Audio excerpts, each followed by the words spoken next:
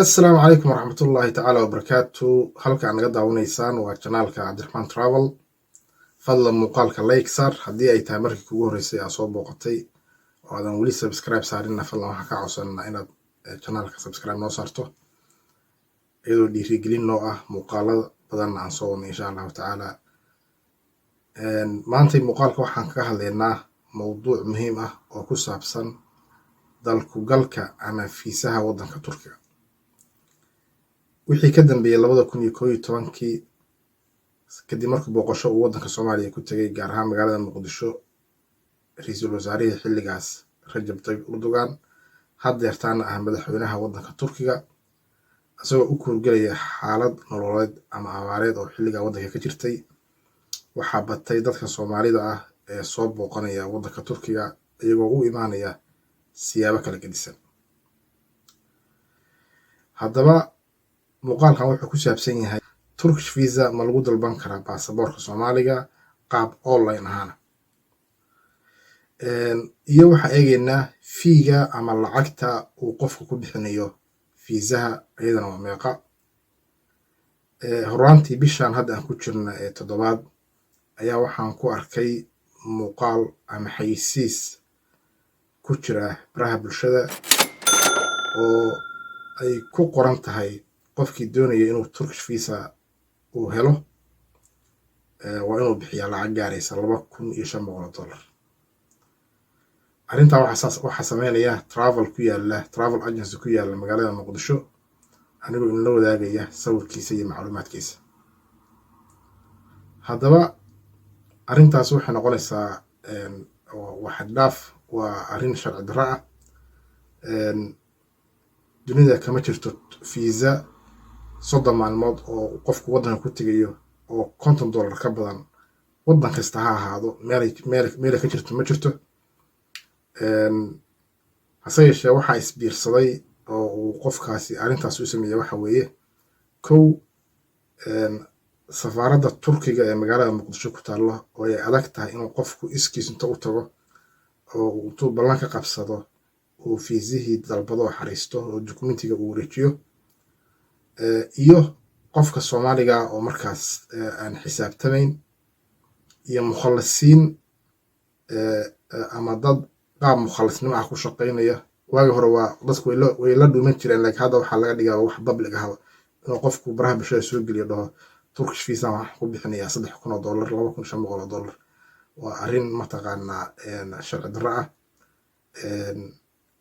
ayna u baahan tahay dadka Soomaaliyeed inay ka feejignaadaan. Turkish visa waxaa lagu dalban karaa 2 qaab. qaab online ah waxay ku xiran tahay muwaadinka aad tahay iyo baasaboorka aad haysato, ama uu qofku ku dalbado qaab physical ah uu safaaradda intuu tago oo dukumentigiisii gudbiyo xagga interview ku maro, sidaasna waa lagu siin karaa. insha Allah waxaan isla fiirinaynaa inta ku jirna muuqaalka qofka baasaboor Soomaaliga haysta online visa oo Turki ah ma dalban karaa. sidaa ka arkayseen muuqaalka, qofka baasaboorka Soomaaliga haysta eligible uma ahan inuu dalbado, ogolaansho uma haysto Turkish online visa inuu dalbado, looma ogola. marka qofku wuxuu ku khasban yahay inuu tago foreign mission ama safaarad ama qunsuliyad wax rabta ha ahaato oo waddankiisa ku taalla ama waddamada deriska ah. alxamdulilah Soomaaliya waxaa ku taalla safaaradda ugu weyn ee Turkiga ku leedahay qaaradda Afrika. hase yeeshee arrimaha amnigu aad u xun, qofku suurtagal uma aha inuu intuu applicationkiisa codsigiisii qaato oo safaaradda u tago halkaa interview ku maro fiisaha lasoo siiyo. keliya waxay ku suurtageli kartaa in aad waxaaga ay ku dhameeyaan ama ay ku caawiyaan qof xasaanad leh, tusaale ahaan qof wasiir ah ama xildhibaan. hase yeeshee taa haddaysan suurtagal ku noqonayn, waxaad ku khasban tahay in aad documentiskaaga ku wareejiso agency ogolaansho ka haystaa safaaradda Soomaaliya ku taalla ee waddanka Turkiga. ma aha inaad qof kasta oo travel agency leh ama shirkad kasta oo private ah aad documentiga ku wareejiso oo markaas ay gacan saddexaad lacag kaga qaadaan. travel agency-ga wuxuu ku kala yaalaa oo ay dowladda Turkigu ay siisay ogolaanshiyaha waxay ku yaalaan magaalooyinka Muqdisho, Hargeysa iyo magaalada Garowe. iyaga ayaa documentiga u geynaysaa, iyaga ayaa markaas kabacdi wixii shuruudaha lagaaga baahan yahay iyaga controlaya, kabacdina iyaga safaarad u gudbinaya. hase yeeshee in aad gacan saddexaad u geyso oo dhahdo iisoo sameeya, markaas ayaad gelaysaa baxarka oo lacagta ugu badan laga qaadaya.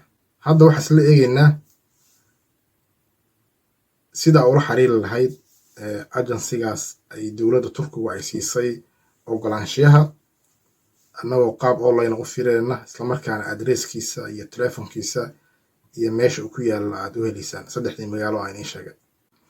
runtii waxa weeye arrintaasi waa arrin burcadnimo ah oo sharci darro ah, islamarkaana naxariis aan u sameynin qofka muwaadinka Soomaaliyeed ee laga yaabo inuu arday yahay oo meesha waxbarasho u aadayo ama caafimaad u aadayo. sideedaba ma jiro travel agency oo private ah oo soo saara fiisooyinka xataa safaaradda waddanka Turkiga ee Muqdisho ku taalla iyadoo fiisa ma samayso, mana soo saarto.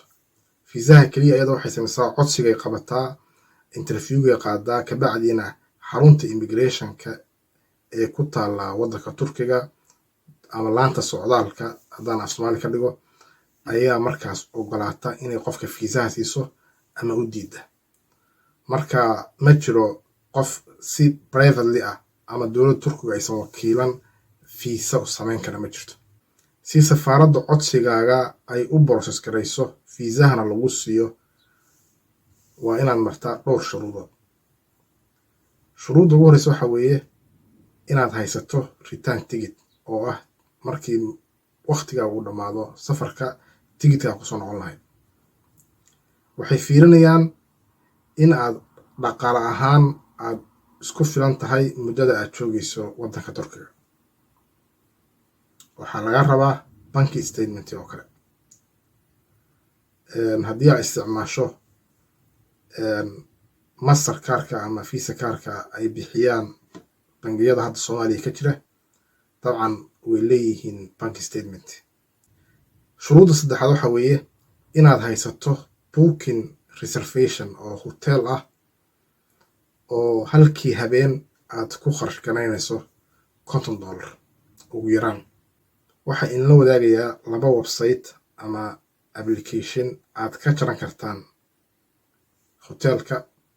iyagu hoteeladii maahan, laakiin dhammaanba hoteelada ayaa ka diiwaan gashan applicationadaas. kabacdiina waxay soo geliyaan qiimahooda iyo inta mataqaanaa qol ay hayaan ee bannaan, kadibna lacagta xaggaasaa ka bixinaysa online-ka.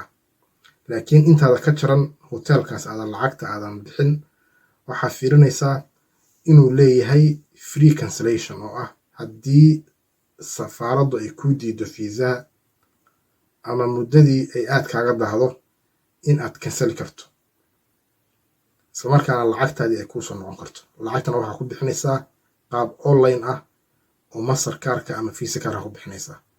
waxaa macquula mastercardka iyo visa cardka Soomaaliya laga isticmaalo in internationally aysan mataqaanaa aan waxba lagu iibsan karin. sidaa darteed waxaa u baahan tahay qof kaloo ku caawin kara haddii aad garanayso oo waddamadaas Soomaaliya meel ka baxsan jooga oo ku caawin kara, aad buu ficnaan lahayd. hoteelada qaar ayaa sameeya in qofku uu booking garaysto hotelka, laakiin lacagta uusan bixin marka uu yimaado receptionka maalinka ugu horeysa ee check-inka uu bilaabanayo oo hotelku qofku imaanayo, maalinkaas ayaa lacagta ka qaadayaan. laakiin waa inay kaa diiwaangeliyaan dhammaanba macluumaadka ee ku qoran kaarka aad wax ku iibsanayso. sababta loo diiwaangelinaya waxa weeye waa inay garanti u haystaan haddii aad 3 maalmood ka hor aad canceli weydo, lacala haddii aad baaqanayso, marka waa inaad kashaysaa 3 maalmood ka hor si markaas aan lacagtii lagaga goosan. ay qaab automatic lacagta ugu goosanayaan. laakiin haddii aad cancel dhahdo lacagtii lagaa goymayo 3 maalmood ka hor. qaarkood waxay ogol yihiin 48 saacadood ka hor, waa 2 maalmood. documentiga afraad laga baahan yahay waxa weeye inuu haysto qofka warqad dambi baaris oo booliska uu ka soo qaato inuusan dembi gelin muddooyinkii lasoo dhaafay, ugu yaraan 6 bilood ee lasoo dhaafay oo kale ama sanadkii lasoo dhaafay. warqadaasna waxaa ka soo qaadan kartaa booliska. haddii aad haysato tallaalkii 2 xaba ahaa ee COVID-19ka, iyadana way ku anfacaysaa oo mataqaanaa waxay noqonaysaa qodob muhiimadii sare oo qofka fiisaha lagu siiyo. inkastoo hadda la joojiyey oo qofku aysan muhiim ahayn inuu tallaal haysto, wadamada qaarkood weli ayaa waxay sii wadaan shuruuddii ahayd qofku intuusan waddanka iman ka hor inuu tijaabo iska soo qaado inuu coronaviruska qabo oo caddaynta hore usoo qaato. intaa haddii aa haysato, u malaynmaya in lagu diidiyo safaaradda ay ku diidayso fiisa. qaybta hoose ee descriptionka waxaynu kula wadaagayaa linkiyada safaaradda pagekeeda. qofkii samaysanaya ama raba inuu loo ogol yahay inuu qaato Turkish visa oo qaab online ah oo baasaboor aan Soomaali ahayn ku safraya, iyadana qaybta hoose ayaan kula wadaagayaa. baasaboorka uu qofku haysto ayay ku xiran tahay inuu ku dalban karo qaab online ah fiisaha waddanka Turkiga ama dalku galka waddanka Turkiga. wadamada waxay u kala qaybiyaan 3 group A, group B iyo group C. qofkii ku safraya baasaboorka wadamada Yurub, reer Yurub, baasaboorka waddanka Ingiriiska, waqooyiga America, wadamada Canada iyo Mareykanka, iyo dhowr wadan oo ku yaala qaaradda Asia, gaar ahaan waddanka Japan oo kale, ama waqooyiga Korea, ama cafwan koonfurta Korea iyo waddanka Singapore. dadkaas oo kale waxay ku imaan karaan qaab fiisa la'aan ah ayay waddankaas ku imaan karaan. qaarkood waxaa loo ogol yahay inay joogi karaan 180 maalmood, qaarkoodna waxaa loo ogol yahay inay joogi karaan 30 maalmood. ay ku joogi karaan fiisa free ayagoo mataqaanaa waxba aan u baahnayn. wadamo kalaa soo haray oo ayagana loo ogol yahay inay fiisada qaab online ku dalbadaan. wadamadaas waxay u badan yihiin wadamada ku yaala bariga dhexe, gaar ahaan wadamada khaliijka. gruubka saddexaad ee soo harana waxa weeye waa wadamada Soomaaliya ay ku jirto, ama wadamada ka hooseeya saxaraha qaaradda Afrika, inay ka dalbadaan foreign mission, tusaale ahaan safaaradda ama qunsuliyadda ay waddankaas ku leedahay waddankooda ama waddanka ugu dhow ee dariska la ah. waan kaaga mahadcelinayaa inaad ilaa dhammaadka nala soo gaartay. muuqaalkiina maanta intaasuu ku egyahay. insha Allah muuqaalada noocan oo kale ah oo soo badin doonaa, annagoo isku dayayna inaan asbuucii mar ama 2 mar muuqaal soo gelina channelkan. fadlan channelka haddaad weli subscribe saarin, mar labaad waxaan siinayna inaad subscribe noo saarto, iyadoo dhiirigelin oo ah annagana si aan muuqaalada ugu soo badino insha Allah. intaan muuqaalka gaarayno waxaan ka tegayaa assalaamu calaykum.